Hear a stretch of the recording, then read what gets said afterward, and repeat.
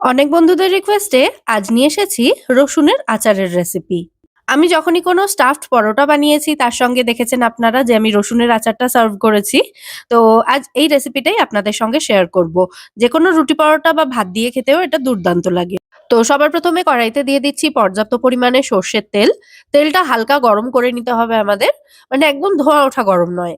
তো তেলটা হালকা গরম হয়ে গেলে এতে ১ চা চামচ পরিমাণে কালো জিরে দিয়েছি। তারপর দিয়ে দিচ্ছি ১৫০ গ্রাম খোসা ছাড়ানো রসুনের কোয়া। খোসা ছাড়ানোর পরে এটা ১৫০ গ্রাম ওজন হয়েছে। গ্যাসের ফ্লেমটা লো টু মিডিয়ামে রেখে রসুনটা নরম হওয়া পর্যন্ত এটাকে আমাদের ভাজতে হবে। মানে এমনভাবে ভাজবো যাতে রসুনের কালার না আসে।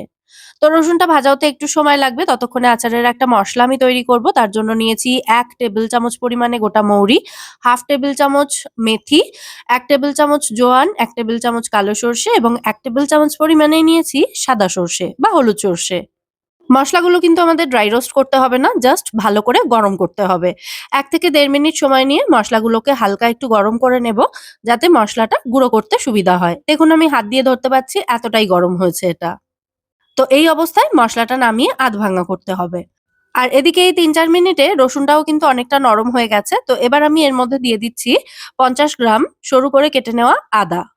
এই আচারটা কিন্তু আপনারা আদা ছাড়াও তৈরি করতে পারেন। তবে আদার ক্রাঞ্চটা ভীষণ ভালো লাগবে যখন মুখে পড়বে। আদাটা দিয়ে আবারও ১ মিনিট নাড়াচাড়া করার পর এর মধ্যে দিয়ে দিলাম আমি কাঁচা লঙ্কা। এখানে ৫০ গ্রাম কাঁচা লঙ্কা নিয়ে সেগুলোকে ভালো করে মুছে নিয়েছি আমি শুকনো করে। তারপর ছোট, ছোট টুকরো করে কেটে নিয়েছি। আর লঙ্কার কালারটা একটু চেঞ্জ হয়ে গেছে দেখতেই পাচ্ছেন। তো এই সময় দিয়ে দিতে হবে এর মধ্যে ২ চা চামচ পরিমাণে নুন। আচারে কিন্তু নুনটা একটু বেশি লাগে। ১ টেবিল চামচ নিয়েছি কাশ্মীরি লঙ্কা গুঁড়ো, ১/২ টেবিল চামচ নিয়েছি এমনি নরমাল যে লাল লঙ্কার গুঁড়ো হয় ঝাল সেটা। আর ১/২ টেবিল চামচ নিয়েছি এখানে হলুদের গুঁড়ো।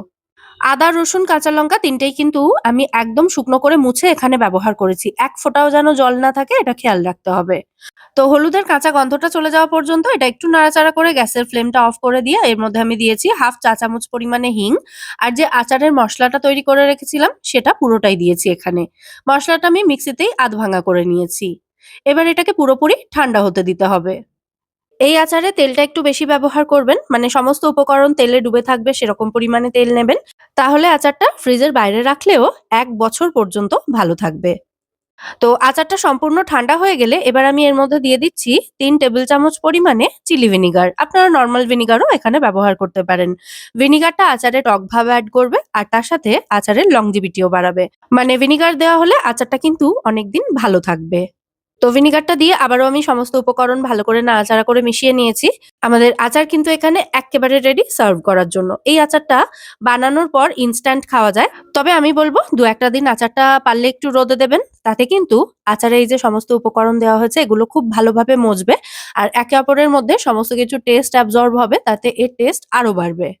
এমনি বলার কথা তাই বলছি যে এই আচারটা ১ বছর পর্যন্ত ভালো থাকবে। তবে যদি থাকে তবে তো। কারণ এতই ভালো হয় এটা খেতে, দেখবেন ভাত হোক বা রুটি পরোটা সবকিছুর সাথেই বাড়ির সকলে এটা খাচ্ছে।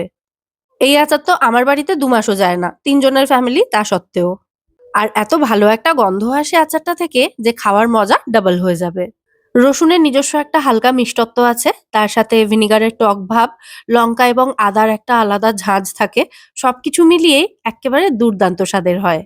রেসিপিটা আপনাদের কেমন লাগলো সেটা কিন্তু অবশ্যই আমায় কমেন্টে জানাবেন। যদি ভালো লেগে থাকে ভিডিওটাকে বরাবরের মতো একটা লাইক এবং শেয়ার করে দেওয়ার অনুরোধ রইলো। আজ তাহলে এ পর্যন্তই। আবার দেখা হবে পরের পর্বে নতুন কোনো রেসিপির সাথে। সবাই সুস্থ থাকবেন, ভালো থাকবেন এবং সব্বাইকে খুব ভালো রাখবেন। নমস্কার।